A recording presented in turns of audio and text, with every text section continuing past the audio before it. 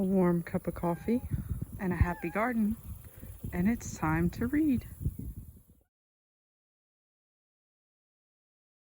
Okay, so from the family that reads a lot, have you been reading a lot?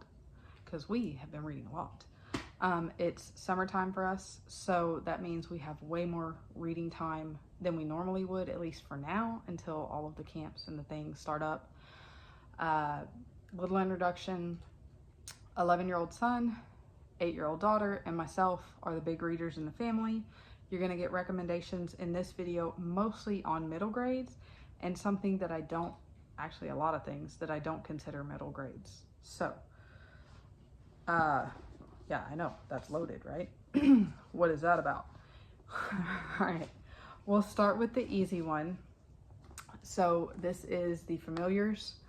I think this is considered middle grades. I would say it's like introduction to middle grades, maybe late elementary into early middle grades. This was for my daughter, who is 8.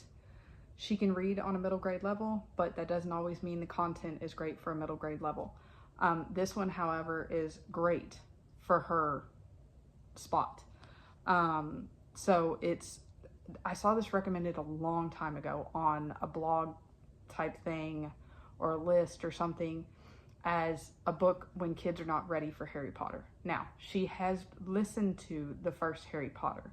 She's probably going to listen to the second one. But this is so much lighter. This is fun, happy magic. So these 3 animals, author, maybe. Adam J. Epstein and Andrew Jacobson are the authors. It says magic isn't just for wizards anymore. So these 3 familiars, man, what are their names? My son's read this book. I've read this book. The familiars, the animals, are actually involved in the magic, and they're the ones that actually lead the story. It's not about people, and that's what both of my kids have loved. That's what I thought was so fun. I have a little note from my daughter. I asked her about it. She said 4 stars, only because it's longer and it has what she thinks of as bad words, but they're not really bad words. Like, I think they might have said stupid or something like that, but she's very critical of anything like that in her books, and I love that, and I'm not going to negate that at all. So, but nothing that you know would be to keep your kids from reading it. She said the best part of it was the ending, that the familiars really start to get along and they have a great friendship. So, good friendship book, lots of fun things in this one. She loved it. The next one, okay, we'll go with my son next. So 11-year-old, solidly into middle grade readers pretty much. This book is Unlimited. It is the Milligan Creek series by Kevin Miller. This is actually a shorter book. For my son, he normally reads kind of chunky books, but this is actually fun, and he loves it for that because they're really fast reads. Like, he can sit down and read one of these in a day if he wants to. He gave this 5 stars. He said that the kids are staying in a swamp or something at a park, and they have decided to hack into the radio station every night. So they have to go through the swamp every night to get into this radio station to play some kind of like creepy late night radio station thing, like think Goosebumps type of thing. But he said what he really loved about it is that the way they travel into the wetlands, you actually learn about a lot about wetlands, so some science stuff in there. And then he really loves just the friendship of the guys that's on it. So you have some mischievous kid stuff, but nothing, too bad or anything like that. So he loves that series. That's the second one he's read. He's asked for the 3rd one, so he'll be reading that one soon. Next one. So this is one of those that I don't consider a middle grades. This is a Gary Paulsen. He absolutely loves Gary Paulsen. Has read anything he can get his hands on from him. However, I did not know when he grabbed this one. I didn't even pay any attention. He got it at the used bookstore.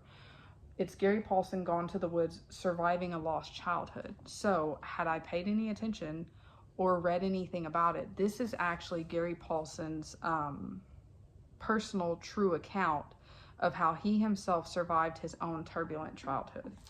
So this is kind of why he writes the way he writes, and explaining a lot of that, and explaining what situations led up to him being the type of writer that he is. So my son still gave it 5 stars. He said that the hard parts of it were that he had really bad parents, that it was good because he was sent to a farm to live with a family member, and that part was nice, but then he moved back with his parents and they were just really bad to him. He ended up running away. Was it World War II? I don't know. There was a war going on, so there were a lot of hard things that Gary Paulsen knew about and things like that. So this one's heavy. I would not probably recommend this for a middle grader. I think it gives him personally better insight into an author he absolutely loves, but I would probably have saved this for like high school or something like that, where he could absorb it a little easier. He did okay with it. It's not the end of the world, but would I have picked this one for him? No. Next one that I don't consider a middle grades that apparently everybody does. And I know this is going to be an unpopular opinion, and just, it is what it is. We all have opinions, right? And so The Remarkable Journey of Coyote Sunrise, by Dan Gemeinhart, whatever. I have seen this recommended on so many middle grade lists and readings and all of these things. And I loved the first half of this book.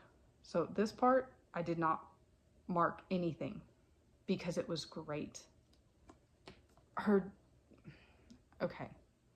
dad sucks, right? She loses her mom, and her dad decides that they're going to move into a school bus and live on the road because he cannot handle living anywhere solid or dealing with any of it, to the point that they change their names. Like, he's pretty terrible. At the end, all of a sudden, they try and like fix him, and that bugs me because it's like the character change only comes at the very, very end. He's not a bad person. He's grieving. He's doing all of this, but it's messy. The first few people that are introduced in this book that we meet are awesome. They have a good story. It's well thought out and everything like that. And then I feel like we get to the end of this book, or not the end, but the second half of this book, and we get some really randomness thrown in there. And I don't know why. Because the people that were added toward the end of this, so what it is they're making this journey. I'm going to try not to spoil too much, but they pick up these people as they're going, and they're in the bus with them. One, that's your daughter living on a bus, and you're going to pick up a bunch of random people and let them ride with you. I'm trying to move past that part, okay? But the characters that come on the bus later are not developed. We don't know anything about them. We know snippets about them that are, I would almost say they're token characters that fit in with like the world today. And I don't mind the situation of them. I'm trying not to give too much away. I don't mind the situation, but it's not developed, and it's not explained or understood. One of the biggest thing that bothers me in this is that she hides from the cops once, runs from the cops another time. Like, it's like police and everything to do with that is terrible. Which that's not okay here. We don't live that life. There's just a lot in this book that really bugs me, and I would not recommend it to a middle grader. Or if you're going to give it to a middle grader, make sure that you read it first and you agree with the people and the points and the things that are in here, because of, leaving that alone. Okay, the next one. So this one is one that I picked up to pre-read for my middle grader, but I don't know that it is actually recommended for middle graders. I just saw the author So John Steinbeck, The Pearl. I think I read this in school. I remember the name of it for sure.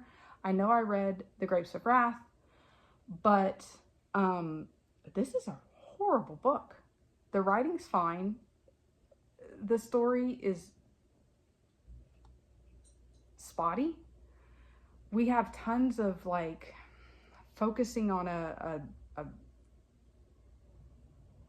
an aspect of like the community, like the buildings and stuff like this are described really, really well, to the point that it's great in that aspect, but there's not a redeeming character in this entire book.